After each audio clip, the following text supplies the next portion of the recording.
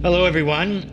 This is Healing Wednesday and the Circle of 12. I am Lee Carroll. And I'm Monika Muranyi. Now, for those of you who don't know, and perhaps you've just tuned in, every Wednesday evening of the year, we come together with special guests, questions and answers, discussions, meditation, and channeling. Well, this is our once-a-month free program, so YouTube subscribers, thank you for being here. I welcome you. Also, welcome to all of you who are joining us for the first time. You know, when we look at our diagnostics of who's joining us and all, we know that there are a lot of first-timers. So our diagnostics show that you're here, and so welcome to many of you. And a special welcome to the members of the Circle of 12 who receive one of these programs every single week of the year. If you're not a member but follow the Circle of 12 on YouTube, this is your 25th program. Woohoo! 25. I love that magical number. But if you are a member, this is program number 97. And you can find all of the others that you missed from the beginning of this series with a subscription from cryonmasters.com. And this will give you access to the weekly program. All members receive this healing program that we've done, every single one. And so by now they have 97 episodes that they can watch. And the library is building all the time. In addition, the members receive many special extras, including a full index of all the programs. And of course, there's the YouTube library, and it's also growing and growing. And this library will never expire. You can watch these programs as long as you wish. So, YouTube subscribers, please take a look at some of these great programs from the past and some of the wonderful guests, and you may not know about them. Well, of course, it goes without saying, but I'm going to say it anyway. I always do. Every time we do a free program on YouTube, I say, please click the subscribe button and be a regular part of this profound and free experience.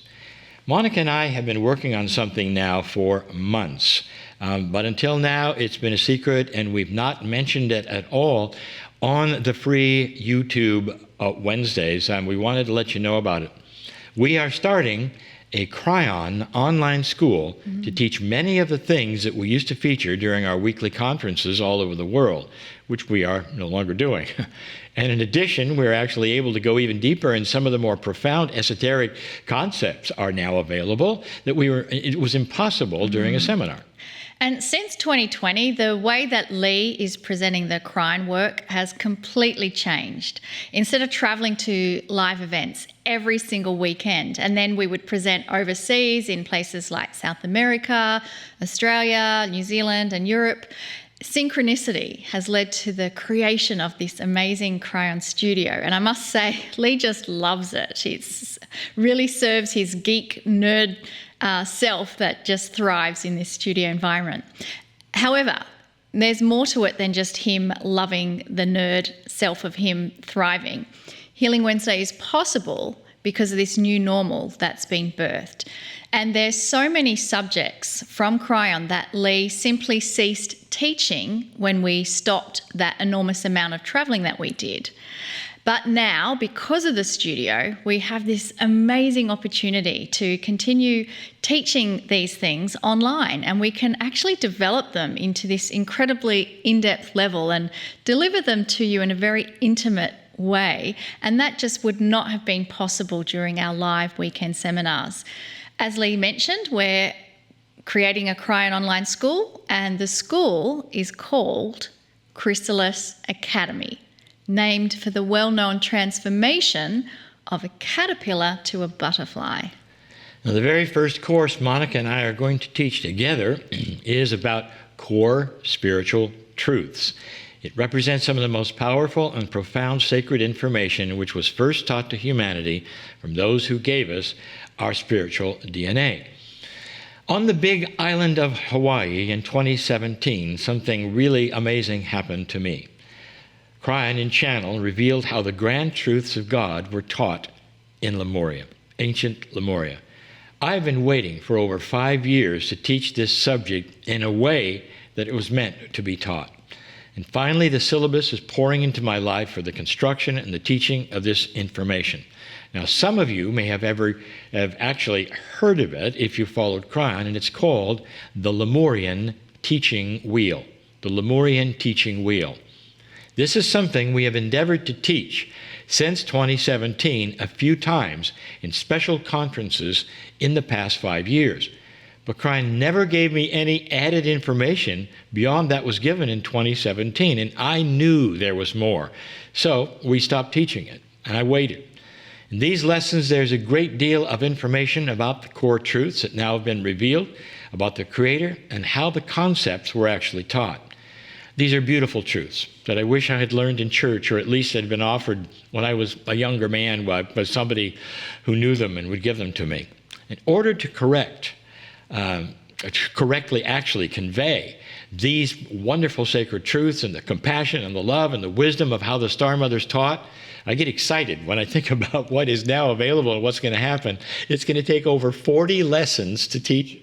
So together, Lee and I are going to transport you back to Lemuria. We'll take you on a journey within the various spokes and concepts of the wheel, just as the children and young adults learned them as they sat at the feet of the Star Mother teacher.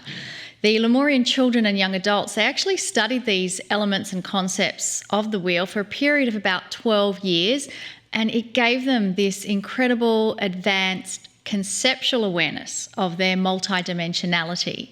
Without question, they knew they were part of the Creator, and therefore they were eternal. Through Lee's new information from Kryon, you'll be privy, like a fly on the wall, to the conversations that took place between the Star Mothers and their students. These teachers from the stars used masterful psychology to help the young students understand very high spiritual concepts and be taught the magnificence of their existence. The Lemurian Teaching Wheel Masterclass series will be offered soon, and if you are a subscriber to the YouTube channel, you'll be informed.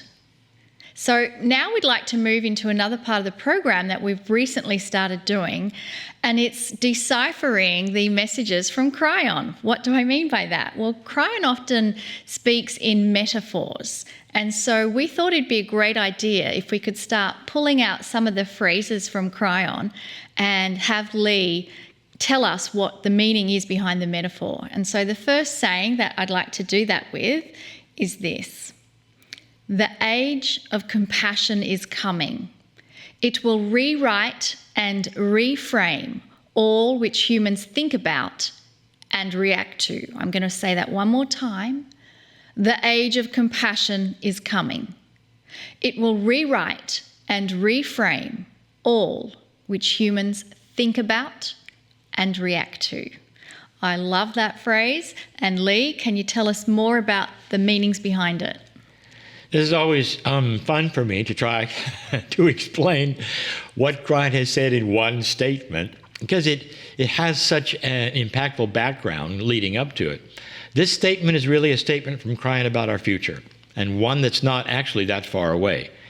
Since 2012, Kryon has been speaking about one main future prediction for all of us, and that prediction is about a major but slow change of overall consciousness on the entire planet. Now, just to be clear, it's not a new spiritual consciousness. It's not a prediction about a coming ascension or anything religious like perhaps some of you were taught. This prediction is about humanity and all of humanity, about what it actually wants, and most of all, new ways of seeing one another.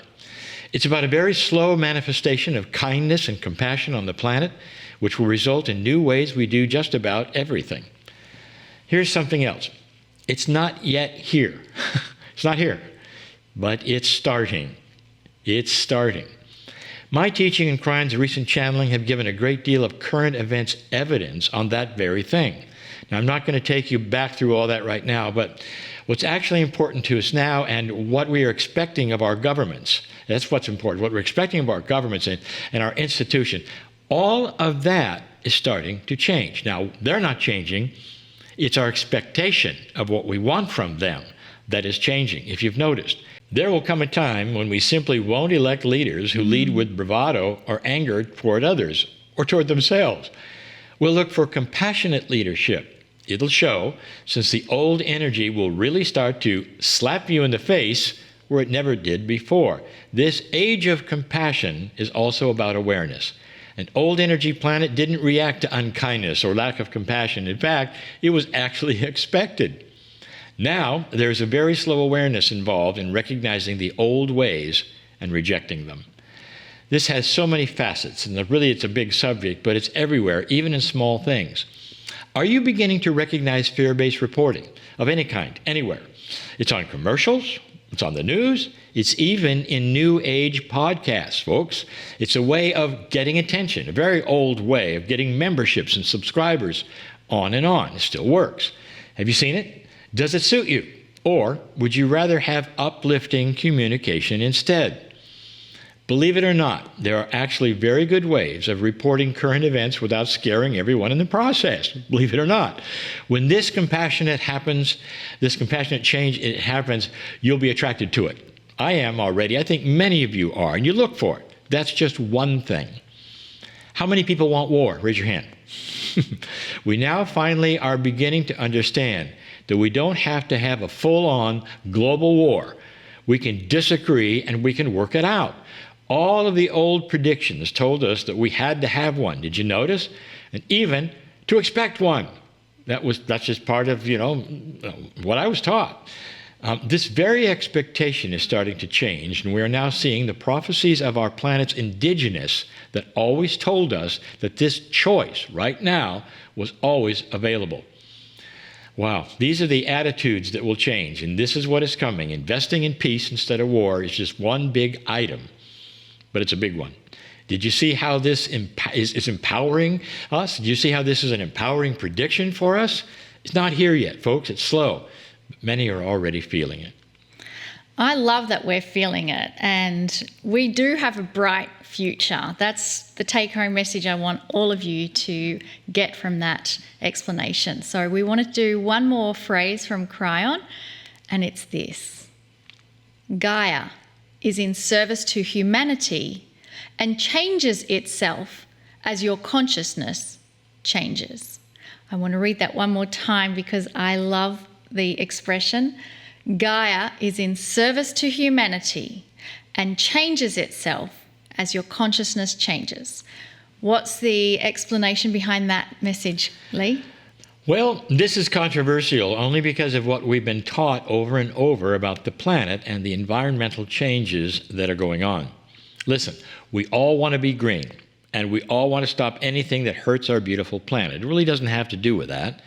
But how many of us have got the message that Gaia is our partner and can actually change with our consciousness?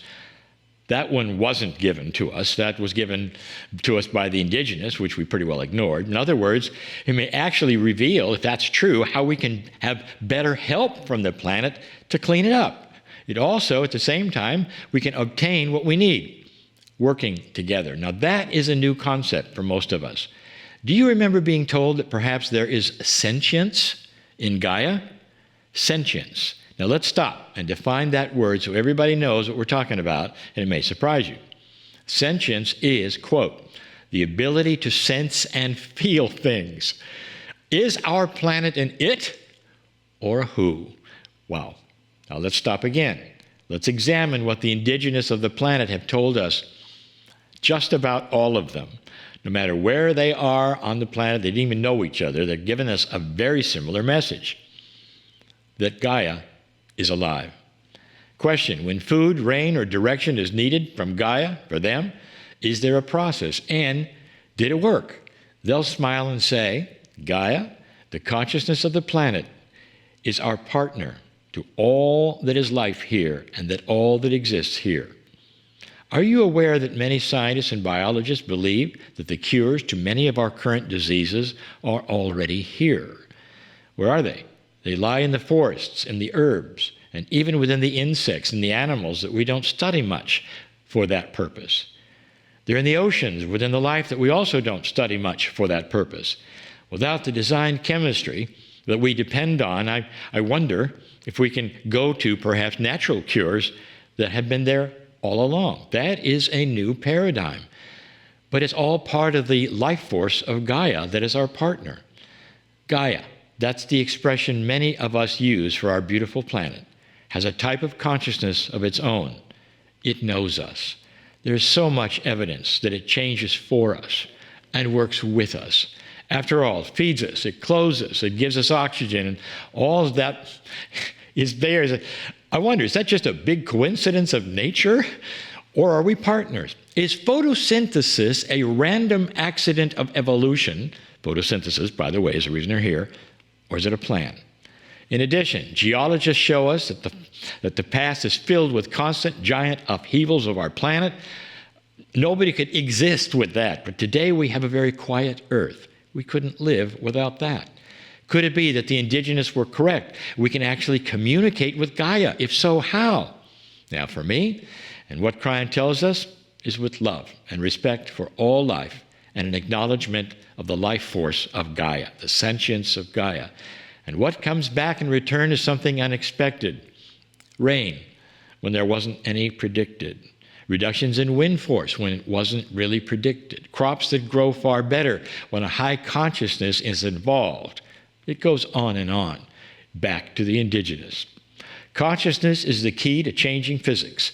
That has been proven, folks. Consciousness is energy. Our Earth is far more alive than anyone knows. There are multi-dimensions even with the rocks, according to Kryon. That's kind of spooky. Want to know more? Me too. But the first step is to start to understand and be aware that perhaps, just perhaps, we never got the truth about something very, very important that can change how we see things around us.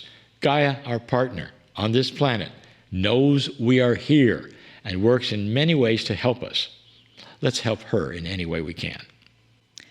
Let us now move into a meditation where we can give our gratitude and thanks to Gaia. I invite you to close your eyes and focus on a water body near you. It could be the ocean, it could be the sea, it could be a river, a lake, a stream. It may even be a glass of water in front of you. We know consciousness can change the water molecules. And so let us send gratitude and thanks to Gaia and the water she provides us. Thank you, Gaia, for the beautiful endless supply of water that you give to us. We honor your existence. We give deep thanks and gratitude. And it's as simple as those words. And Gaia hears the message. And now, let us continue to hear the message from Kryon. Greetings, dear ones. I'm Kryon of Magnetic Service. It seems as though the subject of today is about things that perhaps you can reframe in your mind, that perhaps were not given to you fully. There is so much hiding because it hasn't been exposed yet, or you haven't been aware of it, and yet it's always been there. Like the child who grows up breathing air and then one day he studies what it is.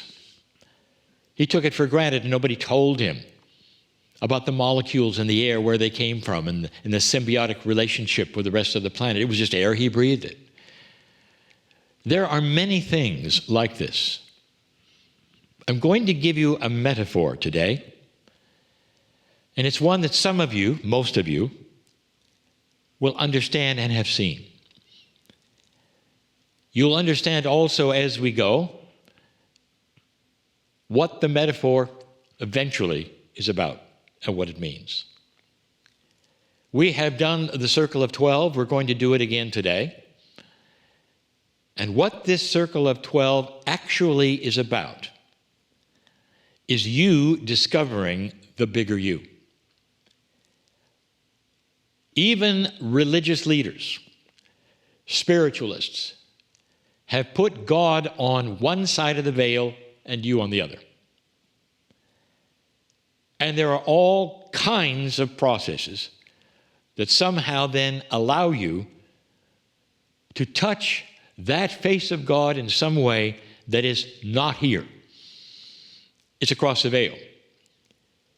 And the circle of 12 is one of the first times I have given you a metaphor that continues, that tries to show you that actually it's right in front of you.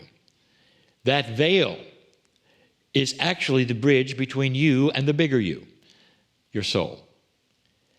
Now, some will say, well, what does that have to do with the veil between us and God? And I'll tell you, your soul is part of the creative source, a major part. If you can touch that which is your soul, you are in that space that mostly is on the other side of the veil. A multidimensional space where, like angels and guides and the love of spirit is right next to you all the time. And we've given you this example over and over and over.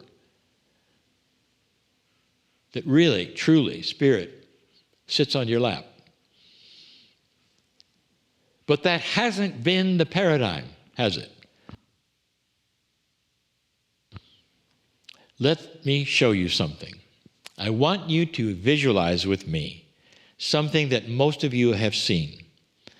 That visualization would have a number of nested boxes.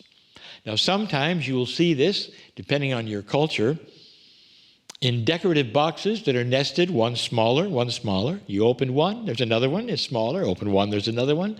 Sometimes it's with eggs that are made and manufactured. One egg is big, you go and open it, it is smaller, smaller, smaller, and they're all decorative and they're all beautiful.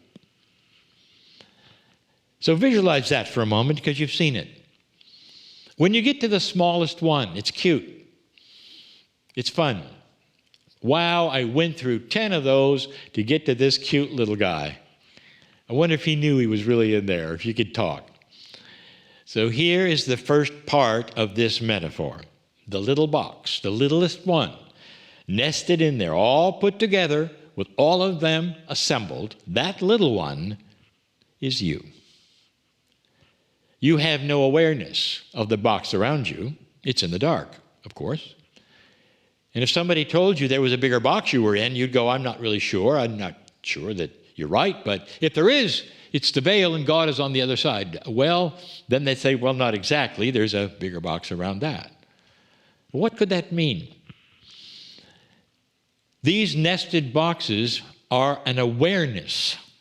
They are boxes of awareness. And we have told you all along that the biggest one, the one that God sees, the one that I see, is the real you. The little one is the nested you. And here's the invitation, and it was always there. We want you to understand that as you start to accept what I am telling you, perhaps instead of what others have told you is the limit of your spirituality or your thinking, is simply surrounded by another box. We have talked about peeling the onion of your reality, where you start to peel it and find the core you. This is the opposite. I'm talking about release. How many of you are willing to say, Dear Spirit, if there is a bigger box that I'm in, show it to me. And that awareness alone starts to disappear the internal boxes. You might have 10 nested boxes and suddenly you've got 3 because you're so much aware of the love of God, of the tools that you have as a human being, that the energy of Gaia is alive and well, and that you actually are in control of your reality. You just dismissed 3 or 4 boxes. Now, what are those boxes? They're what you've been told. Every single one of them represents that which you have been told you are. It isn't just inaccurate, dear ones.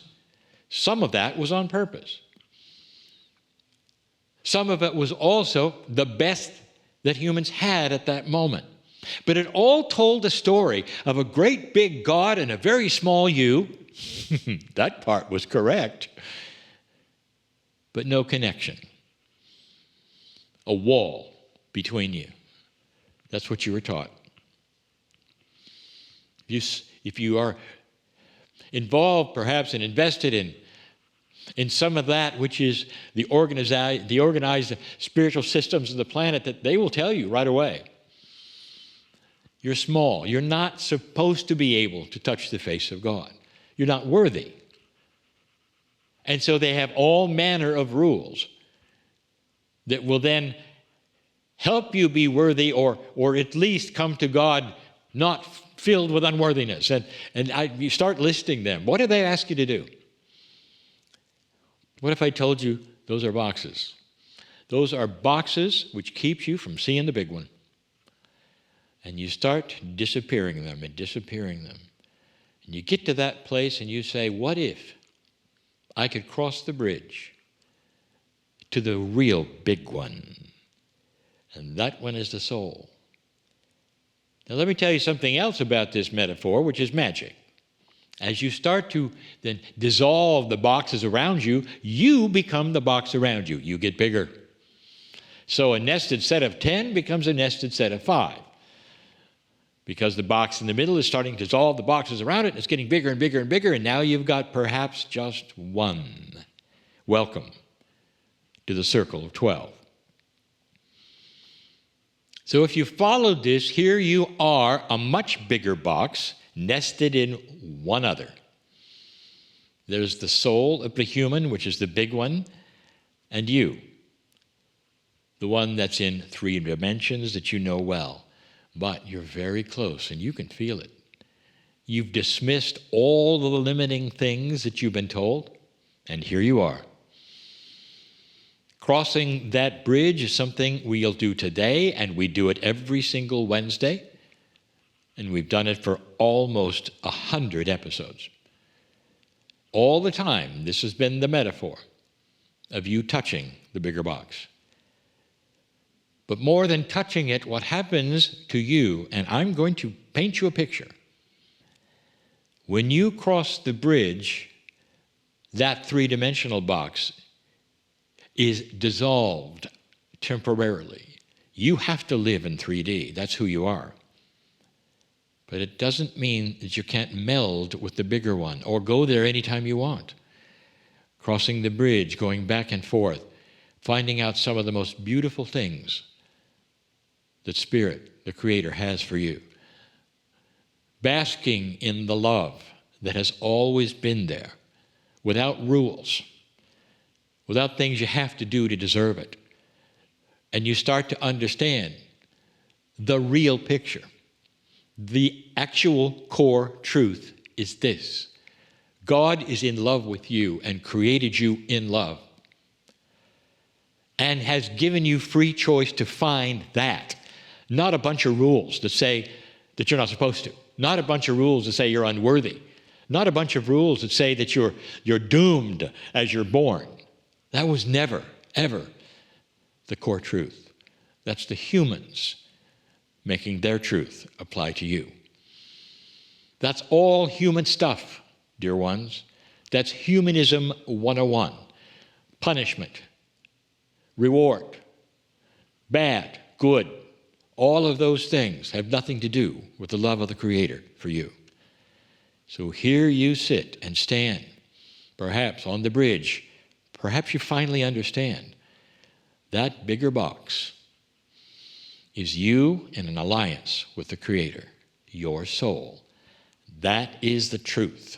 Anytime you want, the Creator has His hand outstretched saying, why don't you come to that bigger box for a while? Visit your soul for a while. And sooner or later, they meld together. So every day of your life, you're walking between and inside until they meld together. And that is called ascension.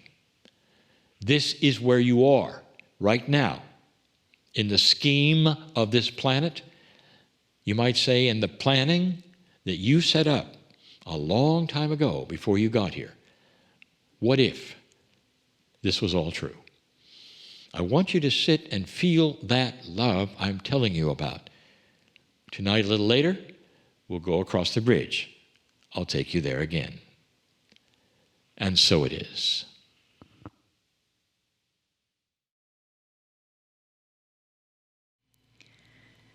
And very slowly bring your awareness back into your body.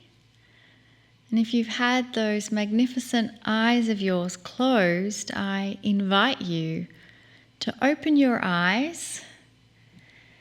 Feel that energy of Kryon still in a bubble around you, because those energies will stay with you well beyond the channel.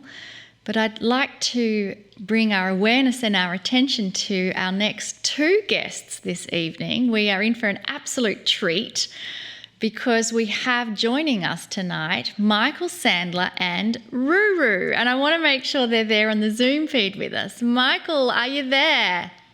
I am, Monica. Good to see you. And we've got Ruru the Guru with me as well. He is, we'll say, clucking happy right now. How's that? Well, we are absolutely clucking happy. Ruru, it's wonderful to see you again, my fine feathered friend, and Michael. And we want to tell everyone about you both. Well, as Monica's already talked about, we have a very popular guest tonight, and I wanted to tell you that Monica and I are no stranger to his work or his very fun personality. We both have been on the great YouTube show Michael Sandler's Inspired Nation, but we also, at that time, got to meet Ruru, his online rooster. Ruru the Guru. He is. Ruru the Guru. You can find him on TikTok. Yes, I know. Where is his profound healing in all this? Well, just perhaps it's there in his attitude, his mystical teachings, and his fun.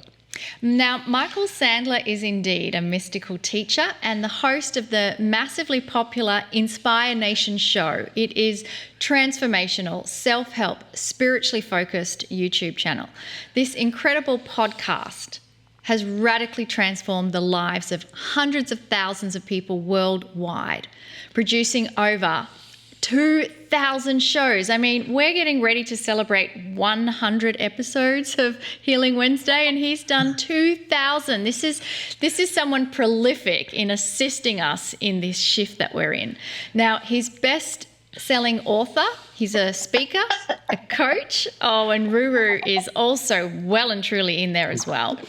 Co-creator of the School of Mystics and AWE. Now, AWE stands for Automatic Writing Experience.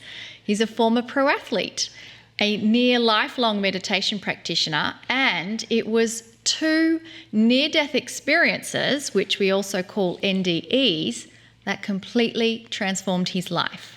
Now, these 2 NDEs led Michael to a much deeper understanding of the Word and the world and the Spirit and experience of absolutely everything. You have one of these and that happens. He's got 2. And that just changed his whole life. He calls this, and I'm not surprised, getting the big picture. And from that, his book and program, AWE, the Automatic Writing Experiences, emerged. The wildly popular School of Mystics, now teaching thousands of mystics in training, which we call MITs, around the globe. His Inspire Nation show can be found on YouTube, iTunes, and nearly every podcast platform that is out there. And his best-selling book and program for turning your journaling into channeling, gain direction, and get unstuck is called AWE, as we mentioned before, but here is where you can find it, automaticwriting.com. Michael, welcome to the show, and I have to ask you about the 2 near-death experiences. I mean, this is me being irreverent now. Like, didn't you get the message on the first one? And that was tongue-in-cheek. You are very thorough in the bio. What you don't have in there is that there was a 3rd accident after the first 2 that wasn't an NDE, which cracked all the bones in front of my heart, behind my heart, and above my heart, and finally finished the trifecta of cracking me open. Because you get the big picture with one NDE, and it is not this glamorous thing. People are like, oh, that's so cool. No, it's not cool. It means near death. It hurts. But ego likes to sneak in the back door. And so after my first NDE, I'm like, I must save the world. And then I'm going full bore ahead, and I'm ignoring what I've learned. And so universe whacks me again and says, stop it, man. And then it took one more time to kind of finish me off and crack me open, where I really live, you could say, from the heart or a different way. Doesn't mean I don't have the same challenges anybody else does. But I was given a lot of insight in a challenging manner, we could say. Beautifully challenging manner. Oh my goodness. I cannot even imagine. In fact, and I would just love to turn our guest loose and let him talk about everything. And we're going to talk about modern mystics in a minute. But tell us just a little bit about your life and how this changed. What were you before all that? I was a good guy, but I was focused on my own world. I was focused on the me. Now, I was still actually doing things. It's all right, Rue. I was doing things for other people. I was writing books for other people. I was very focused on helping, but it was a very egoic, hold on tight, drive, strive, push, all about the me, all about the getting things done. Even though I'm prolific now, it's much more in a flow. And I've been a pro athlete for so many years. There was that competitive side of me. And NDE number one, it's not that there's a term like a stand-in or something like that. It's not that a different spirit came into my body. But April 2nd, 2006 is my new birthday, because everything of who I was beforehand in that moment completely changed. A softening, far greater understanding, and my personality radically shifted, radically shifted. And that's interesting. I had a fiance at the time that lasted another 2 weeks. Everything about my life changed. I call that time period the festivities. Yeah, So you could almost call it a country music song. Like yes. You definitely could. Actually, it was my next girlfriend on dumping me and cheating me for another guy. She actually sang me a country music song as that was going on. And I'm going, you gotta be kidding me. Yeah. I mean, this really is, as you said yourself, cracking it open. And so now you have this bigger picture, you have these extra senses. So and he has a rooster. And he has the most we beautiful should talk about, rooster. let's talk, people, they're looking at, what's with the rooster? Yeah. Even before we go. I think before we go further, we need to have Ruru have his moment. Yes. So, Rue, you don't have the microphone by you, or you can people? You We can hear, me. yes, Oh, we no, can hear. We hear. So, you know, I don't want to go too much into a story, because you don't want to. We are not the past. We are who we are right now. Yes. But he was gently placed, maybe, on the side of the road at 5 months of age after sunset on a Colorado twisty-turny mountain highway.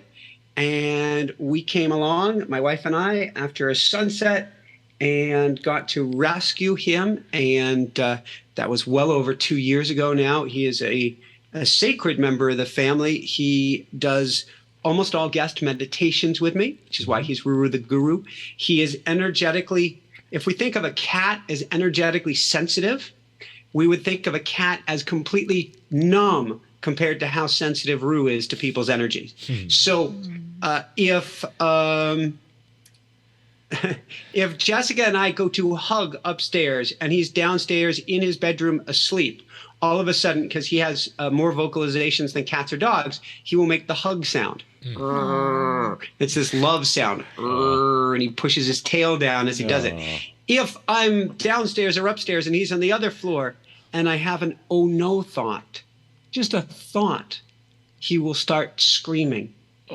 So, because his job is twofold as a rooster. Their job is procreate, protect. And so he's scanning everything at every moment, and it's like he can see emojis of emotions coming up. He's always watching. So he demands, and why is he Ruru the Guru? He demands we be very energetically sensitive, or he'll start crowing. There will be a feedback loop, and he has, and he's 140 decibels, something louder than a jet airplane. He encourages you to stay centered, to stay grounded, and to really watch your energy. When we were on your show, I remember you brought him out and he just stuck around and he stayed. We loved that. He loves good energy. Yeah. So I'm sure he felt your energy, Lee and Monica. I'm sure of it. And if the energy is not good, he either doesn't want to be there or he'll start screaming. Well, I'm sure he's feeling everyone's energy right now, tuning in the quantum field. Even those watching the replay, he'll feel that energy. Isn't that magical? Which is great because he's been on a healing journey the last couple of weeks. It's actually been really, really scary, and we're not sure what triggered it. But he is getting better, and I know he wanted to be on air, and we hadn't started his TikTok channel. He wanted us to get that going, Ruru the Guru, so we did. But I think he's grooving on everybody's energy because time's not real. So right now we have people watching this past, future, and present, and he's plugging into that. Absolutely. I don't want to get out of the box too much. I want to know what a modern mystic is. What does it mean? Simply put, and you guys are modern mystics, it's somebody who's living on both sides of the veil. You've got a foot firmly planted in this world. You've got a foot firmly planted in the greater world. So you hear without your ears. You see without your eyes. You know without thought. In fact, those things sometimes can get in your way and trip you up because you're able to access the bigger picture, the outside of the matrix picture, you could say, at the same time. But it's not somebody who's airy-fairy. I'm spiritual. I'm up in the clouds. You are fully grounded here on earth using that knowledge to navigate this world. I love that, the grounded, practical approach, because one of the things Lee often says to me, we say it to each other, is when we come across things, our go-to question is, well, how is this helping the planet? Yes. And so, if you're there, well, we could use the term for an example, enlightenment. I want to be enlightened. I'm not picking on anyone, but when your goal is to check out, we've got a challenge because you incarnated for a reason. You chose to be here. There are only 8 billion souls out of all of the worlds, in all of the known worlds and unknown worlds, that get to be here at this time. You chose to come here not so you could check out, but so that you can rock it. And so we need that combination of remembering who and what you are and how to play with energy, how to live on both sides, combined with being fully grounded so that you can move physicality. You can't use this pen, for instance, if you're floating up here. And so you need that combination. I have an expression we've used before, and that is being so spiritual you're no earthly good. And that's kind of what you're talking about. Bingo. That's, yes. However, there is something else. Somebody would be listening and say, well, I'd love to be a modern mystic, and you say I am, but I'm also ultra-sensitive and I'm empathic, and I'd like to control that. Well, an empath is a modern mystic. An empath is, we'll call it a mystic in latency. So an empath has incredible sensitivity. In fact, we're told too sensitive. And I'm considered too sensitive. My wife is considered 100 times more sensitive to me than me. That sensitivity is your super skill.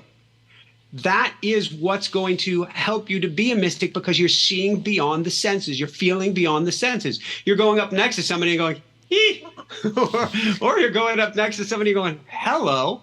And you're doing that with situations as well. In other words, you are completely and totally tapped in.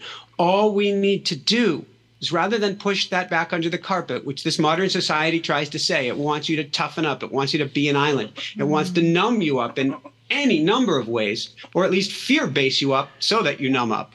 Instead, we want to lean into your super skills. We want to lean into your sensitivity. We want to learn how to work with it. Then your light grows incredibly bright and you become a wayfarer for others. So I'm very specifically saying it. Empaths are the leaders of the future, are the ones holding the light. The ones who are pushed to the back of the room actually belong at the front. We just get to learn how to dial in the energies so that you're not overwhelmed by everyone and everything else. I love that you just said what you said. Yes. How do they dial in the energies? Because I know there's people watching who are completely connecting with being an empath and identifying with it. So how do they dial in? There are many techniques. That's why we have a School of Mystics. There's a really fun one that I got to use 3 days ago at the veterinary clinic. And at the veterinary clinic, they brought in Rue, and they got concerned that he may have a respiratory infection. And because he's, I can't believe this, because they say that he's part of a food chain, they would then have to notify the state and see if they can ever let him go home with me. Oh. If you can imagine the sense of panic Yes. of bringing your youngster, I don't care what species they are, Yes. to the dock and being told you may never be able to get them back. Yeah. Mm-hmm. So what did I do? Mm-hmm. There is a ribbon or a flow of energy that's next to you at all times. It is, you can call this a river or a ribbon of peace. It's right to your right. It's only a few feet off, and I've got my eyes closed because I can feel it right now. What I had to do is get myself into a state of love so that I'm not in a state of panic, because if I'm in a state of panic in front of a very concerned veterinarian, chances are she's going to go into a state of panic. Two people in panic do not make good conversation, do not make good friends, and do not make good outcomes. Mm-hmm. So what I had to do, in a sense, close my eyes, step to my right, feel myself in this ribbon or river of peace and love. And that is the song of the universe. And that's a whole story to go into. But you're in this frequency of love. You're in this frequency of peace. And as an empath, you feel it so strongly and you can get in sync so much more easily. So I'm breathing into it and out through it and into this ribbon and out. And I basically, sort of like if a violinist is having a solo, all of the other people playing a fiddle in the symphony, all of their strings start to vibrate in harmony. As I go into that ribbon, I start to get in harmony. I feel at peace. That's the empath part coming through. And now the veterinarian is at peace. And the veterinarian tells me, don't worry, I'll make sure everything is all right. Because now I'm coming from that place of love and light. That shifted everything. All of us, that's just one tool. All of us have access to such an amazing array of frequencies and vibrations and feelings and emotions that we can tap into, particularly as empaths. Being energetically sensitive, we can plug in more easily. We can get in vibration, or you can call it in harmony or attunement with these frequencies. And then when you get into a place of, even when it's the freakiest, teakiest, that is the scariest moment I can recall in my life. We lost a twin earlier this year, but I could kind of see that coming. That was horrific and super crazy hard because we had to choose to let her go. But that wasn't as difficult as basically being concerned that your boy has been taken away from you and you will never see him again, because I had no preparation for that. If I hadn't been able to step into a field of energy greater than myself, I would have fallen apart in that moment. And as you just said, two people in panic don't make good decisions. So we're like a tuning fork. And once we get ourselves into that vibration and frequency as the tuning fork, and this is where Kryon says that old souls carry more weight on the planet in terms of the light-dark ratio, we get ourselves in that frequency and everything shifts around us. That is the most exquisite example I have heard of changing the outcome just from going within. And it's something that we've practiced. We call it different things, but definitely the same thing. And I found the more I do it, the easier it is to go there. Bingo. So it's like a muscle you exercise, getting out of fear. Wow, that is thank you for sharing that. I know that happened pretty recently, as I recall. So it's just wonderful to have you right now with this great story. Can you, we have interviewed other NDE people, and we've had some pretty famous NDE folks with books and all. Can you give me what you felt and what it was like for you? I know you were dead, you were dying, so it was probably not the greatest, but what was the feeling? Two different feelings from the two different experiences. The first, I think Wayne Dyer used a term years ago called satori, moment of instant awakening or instant understanding. There was, as I came back, a completely different understanding of everything and everyone around me, and an incredible sense of bliss and happiness and joy. So I'm completely broken on a bike path. I'm bleeding out internally. The EMTs come to me and I'm like, and they all ask me the same thing. Did you hit your head? And I'm like, no. And then they keep talking to me and they go, can we get me to the hospital now? I'm really suffering. Because I was, you talk about the ultimate duality. I'm like totally blissed out and in the greatest pain of my life.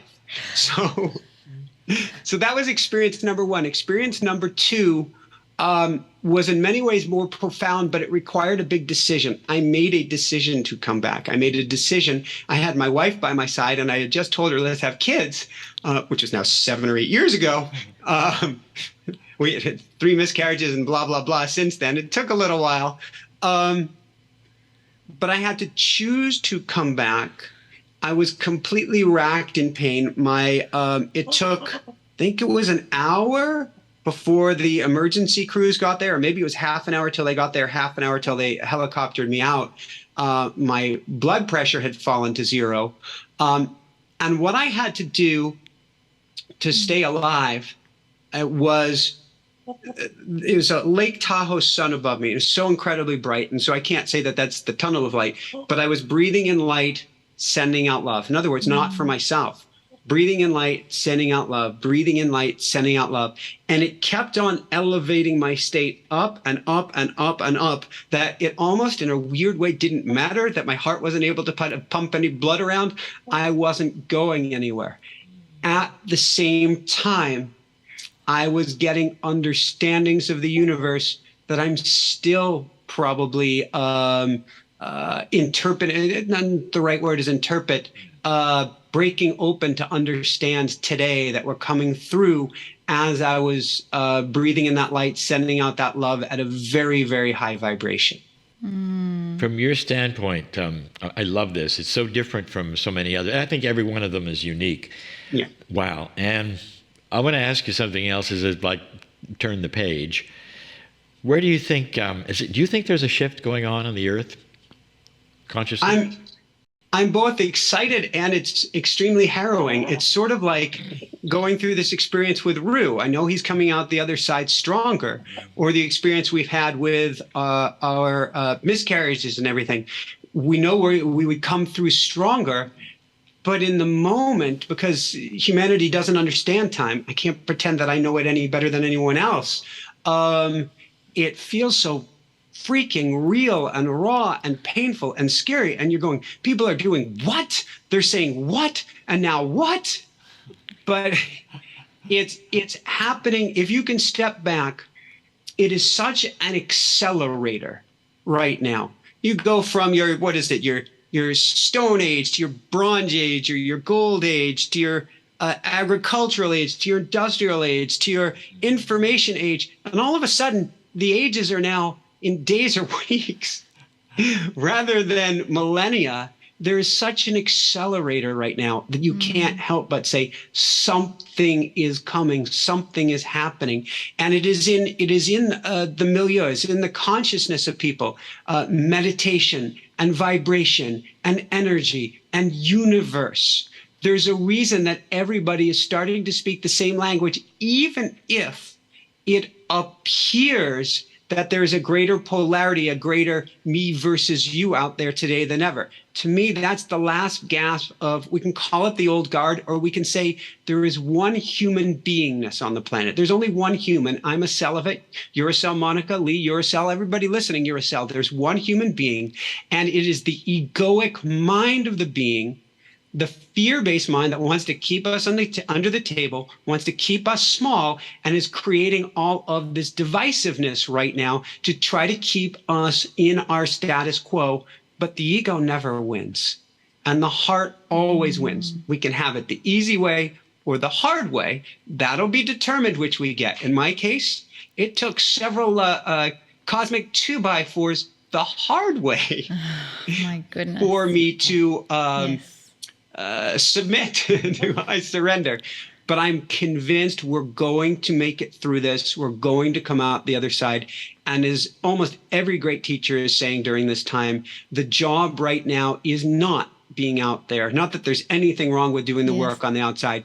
It is all about the inner work right now, because Monika, as you're saying, as Kryon is saying, we are each a tuning fork, and we are going to change the vibration of the planet like an electron state change and rise to the next level by working on our own frequency first and foremost, period. Absolutely. So I would like you to tell us about automatic writing, because that is also a tool that we can use in this process. So automatic writing in its simplest form is you go into a meditative or trance-like state. You don't have to be able to meditate. You put your pen to paper, you write out a few prayers. You can close your eyes or just about close your eyes, listen to some nice brain entrainment music, and you talk to Spirit and you say, what's going on? And Spirit talks back, and the pen moves almost without effort and says, hi, dear one. It's good to see you today. You are loved. You are doing fine. Breathe deep. Everything is all right. Here's what we want to share with you today. Yeah, Spirit, but what about what's going on with Rue? It's going to be okay. Here's why this is taking place. Spirit, I just got a flat tire yesterday on the way back from the Rue visit. What happened there? Here's why that happened. Here's the synchronicity behind it. Here's what you get to know. Yeah, but Spirit, my mind is going crazy during this time.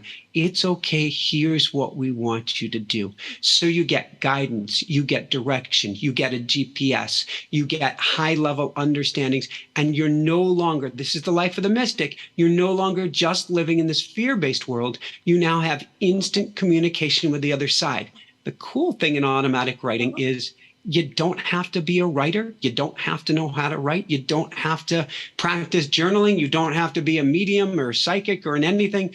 All you're doing is plugging into that energy that's already and always there. And anyone can do it. Everyone gets it over time, except for Rue, because he doesn't need to write and frankly doesn't have opposable thumbs, but he's already plugged in. The rest of us get it. Absolutely. Rue doesn't need to get automatic writing because he is already at that tuning fork that you described earlier, where he just transmits energy. So I want to just let people know where they can go for connecting with you further. automaticwriting.com. I mentioned that before. That's where you can go for all of those awe experiences. And then there's also a website called inspirenationuniversity.com. And that is where you can go. And I believe that's where you can get the modern mystic school and things like that. So, yes, absolutely. Yeah, that's absolutely worth checking out. What about your show? You've got all these shows happening. When's the next one? Next show will be this coming Monday. We're doing primarily live shows right now every Monday evening on YouTube. Also, you can find the podcast on iTunes, Spotify, everywhere that you want to check it out. So YouTube show, live event every Monday night right now. Go to youtube.com, type in Inspire Nation Show, or youtube.com/Inspire Nation Show.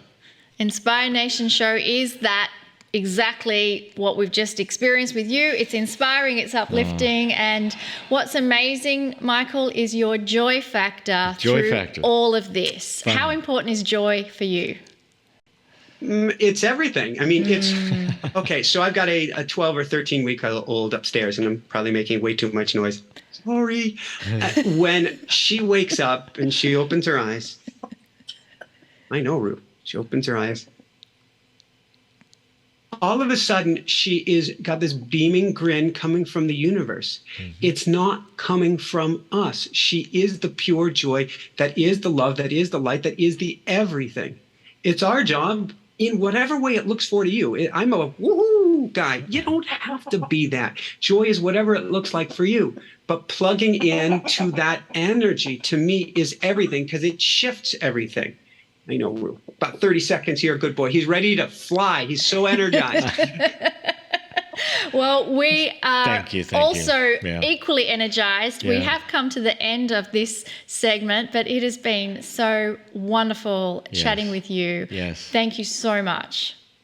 Thank you, Monica. Thank you, Lee. Keep on shining bright, and thank you for bringing your love and light to the world. I really mean that. Thank you. Love you. And right back at you. Woohoo! Woohoo! So we are now going to take a 10-minute break, and then we'll see you back here for the Circle of 12.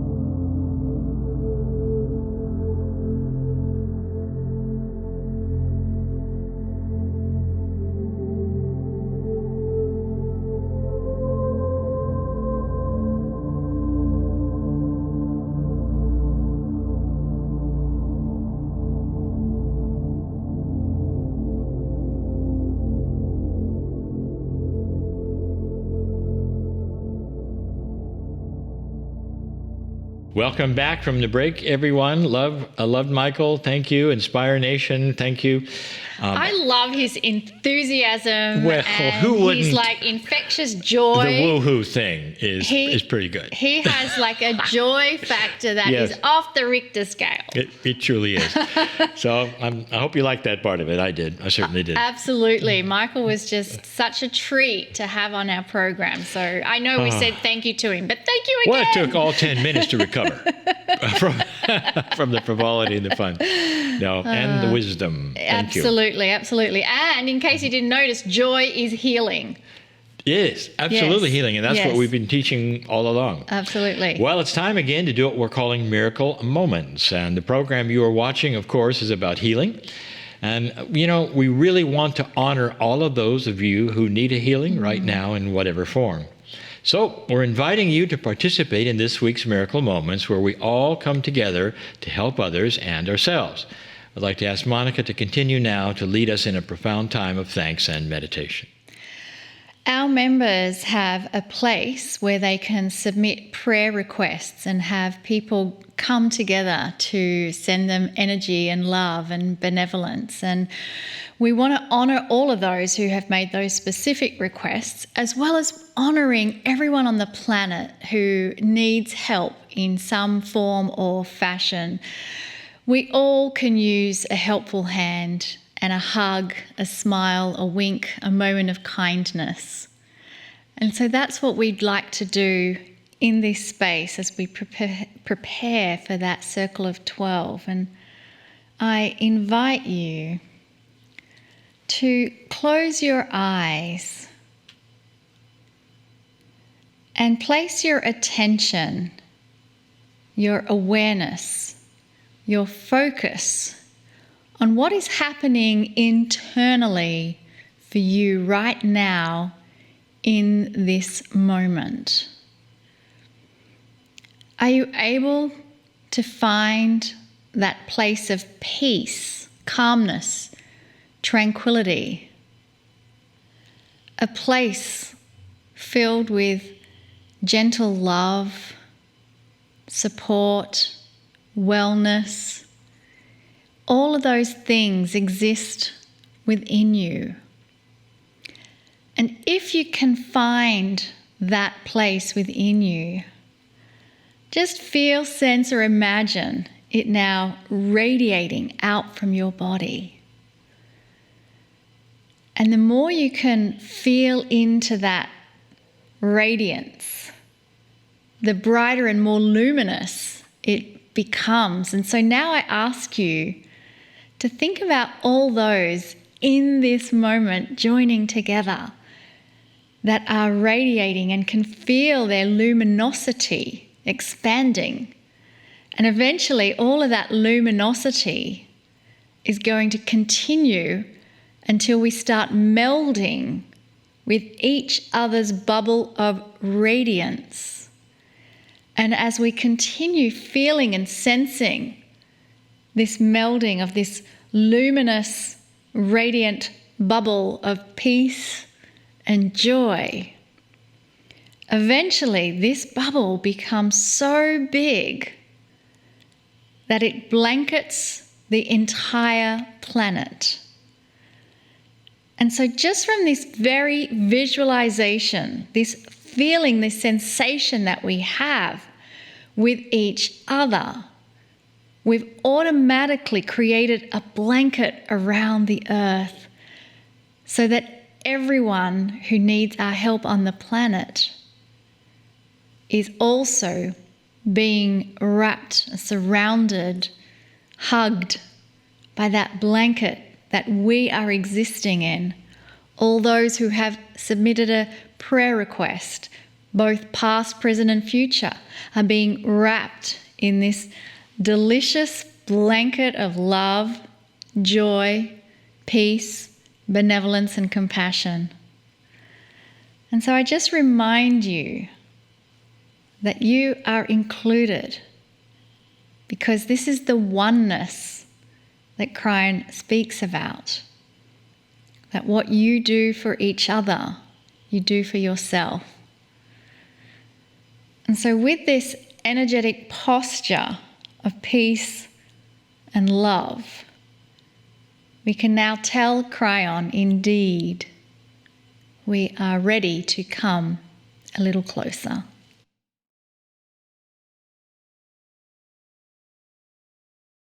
Greetings, dear ones. I am Kryon. Come a little closer. Come a little closer to that big box that we talked about in the channeling earlier this evening. Dear ones, you live in a reality that is only partially observable to you. And we have said this before. So many times we hear you say to us, the reason that I don't believe in some of these things is because there's no evidence, because there's no science, because we don't see that which you talk about. And you're right, because you cannot see past the box you're in, things that exist outside of it. What if outside of all of that you think is real is another real? A reality that's so much larger than you think you're in that it fully has escaped you. Think of those on the planet who grew up for thousands of years and had all these things before any telescopes. All you had was the idea perhaps there was something bigger than you when you looked outside at night and you saw the lights in the skies. So interesting that the indigenous had put it together before telescopes. By the movement of the stars, they had an idea of the cosmos. Even that there perhaps was planetary movement before telescopes. It wasn't until then that you realized you are part of a cosmos which is absolutely enormous, you were never told about because you never knew it.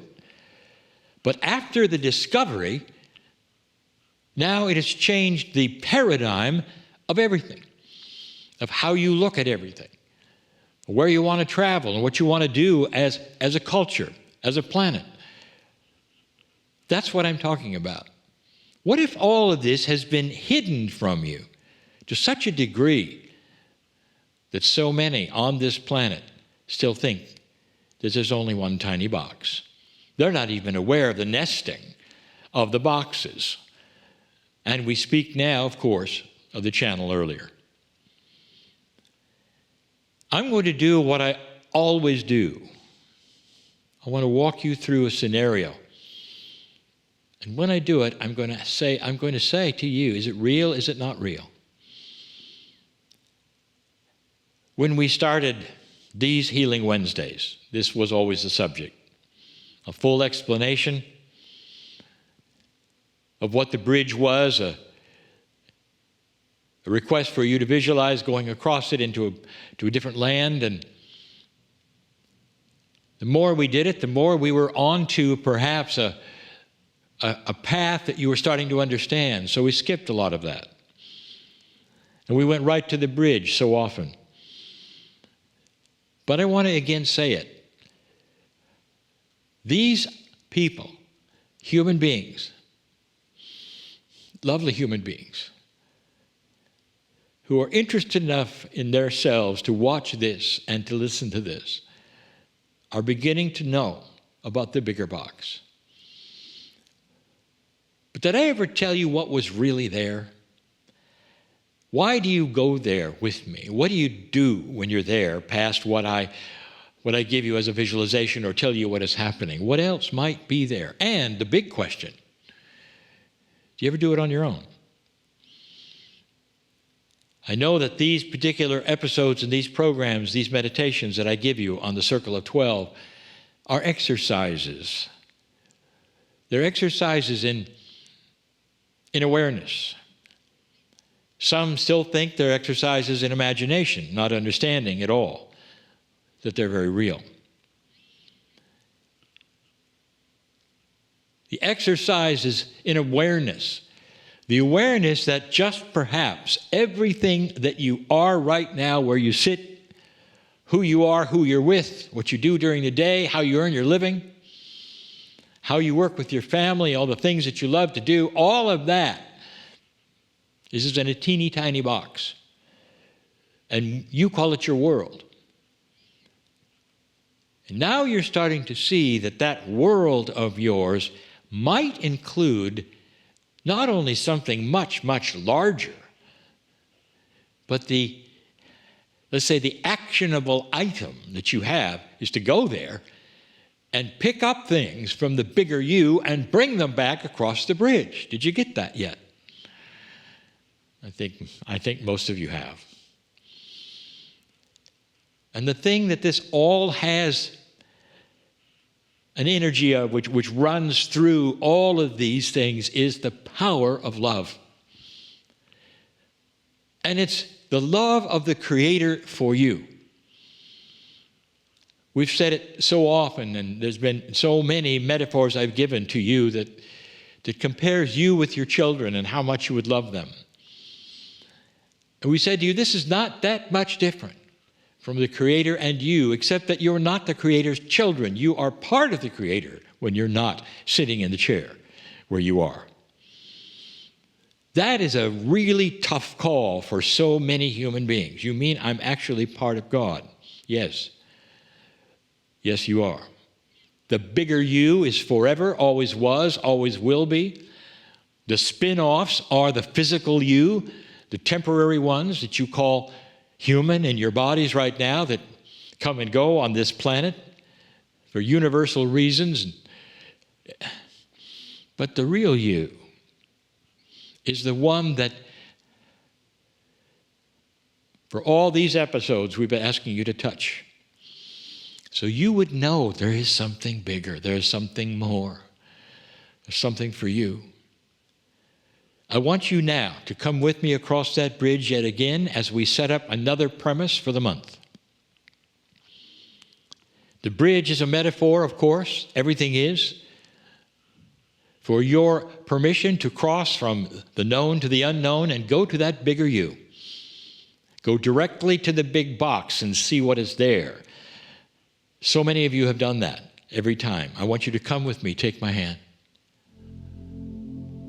Oh, as we cross this bridge yet again, go through the mist, go into that area of energy which is so sacred, which is the big you.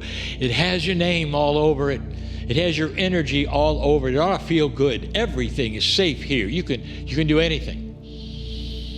You can be anything. Everything here is the bigger you, and it's absolutely real, dear ones. How many of you feel that?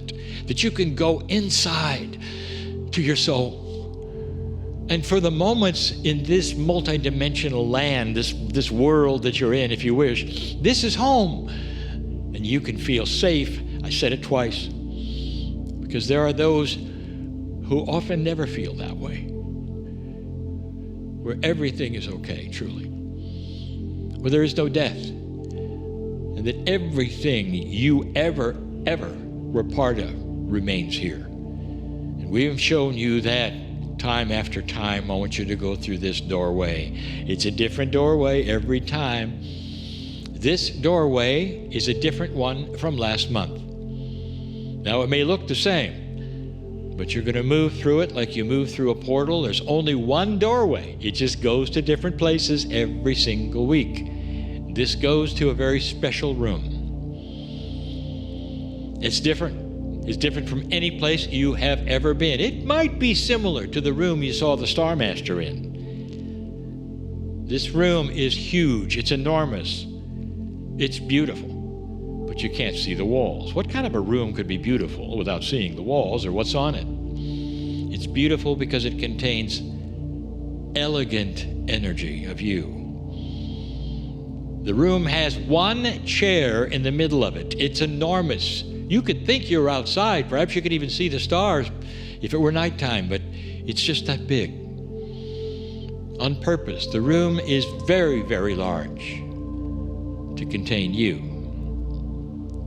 And in a moment, you're going to get permission to sit in the chair And in this chair, something is going to happen. And it's going to happen every single week. Let me tell you about it.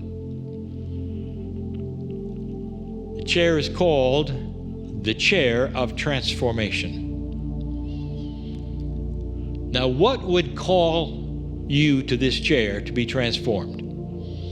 Aren't you good enough here, you might say? What is to be transformed here? So let me start yet again and remind you that some time ago, we told you it was time to plant the seeds you came for, that you'd carried for lifetime after lifetime, the seeds that an old soul would have to put in the ground, to harvest, and that harvest would create a new human, new energy. These seeds would be various kinds of seeds, and we ask you to come to a room similar to this and pick up the jars of the seeds and take them back and plant them, and that's why you're here. That's all metaphoric for you being filled with the new energy of the planet that you are helping bring in, old soul. This is the time. We told you this. We revealed some very special seeds, and if you're not familiar with that, go back and listen and watch. But all of that leads us to other episodes in this place, this bigger you place that we're in. Because when you start to harvest the seeds, now come the rewards, if you wish to call them that. They're not really as much of rewards as they are tools that you must take or not in order to change the planet in the way that you know how you can do. Every week when you sit in the chair, you'll have a team come forward. And they'll be different every single time for their specialties. You'll know some of them, you may not know some of them. Some of them are always part of your guide set. Sometimes there will be many, sometimes there'll be a few, there might even be one. That's not the point. They're going to come and give you a gift. Sometimes all of them will come together as one and give you a gift. Sometimes they will come in sequence and give you many gifts. Let's see. Are you willing to sit in the chair to start this month's transformation? If you are, I invite you to say, inward, out loud, Dear Spirit, I give permission for this transformation today. Dear Spirit, I give permission for this transformation today. And there you stand. Is this real or not? Real or not? How many of you can feel this? To know something is coming. And if you spoke these words or thought these words with me, you just gave permission for it. Intent is incredible power. Intent given in love is even bigger. Sit in the chair. The chair sits there all by itself, alone. And immediately, there'll be a line of entities. Each one holds a gift. You don't know how many there are because you can't see past 3 or 4 of them. I want you to notice they're neither female or male. They're just there. They may be in robes. They may look like guides or angels. They may be so majestic that you can't even make out what they're wearing. Some of them may even fade in and out, but they all have one thing in common. They know you, and they have been waiting for this moment for the harvest of the seeds. Just like every other time this month, they or others like them will give you gifts or a gift. Today, for you, each one of them, in their little package that they're going to give you, will give it to you, and it will absorb into you immediately, and then they will walk away. But if you could see their faces, they're shining in love and appreciation as they give you these gifts. Every single one is about health. Every one. That's how we're starting this. Every single one. There'll be one to strengthen your immune system. In fact, that's the first one. Are you ready? Here it comes. The gift is being given to you. And as you touch it, if you wish to take your hands and feel it, as you touch it, it goes inside you immediately. And the entity before you moves on, and here comes the next one. Give it in love. Each one of them has been waiting for this age, for this time. You know them all when you are here, but not when you're in the chair at home. That's why you can't really truly recognize them. The next one comes. It's the gift for you of stability in your system, stability in your emotions, stability in the way you see things, so you don't have to wonder anymore. It's a health attribute, dear ones. Here comes another one. For what is that which is bothering you at the moment as you sit here and you listen that you wish were more in your body? Here is one of the answers to strengthen that, not just your immune system, but to chase away all the other things that don't belong there. This is what you deserve. Dear ones, that's why you came. That's what this first harvest is. You have to be healthy for what you are about to do. Here comes another one and another one. We'll give you one last one before we close. This one is joy. What's joy got to do with my immune system and my health? Oh, haven't you heard us talk? This is one of the keys. The more you laugh, the more your chemistry changes, the healthier you become, the longer you live. Take the package and feel it surge through you, dear ones. Sit in that chair of transformation as they continue to come one at a time, giving you the gifts that you ask for. In this Healing Wednesday, the gifts that you always ask for, they're here. And when you leave from this place after a while, expect these to start growing like the seeds that you planted.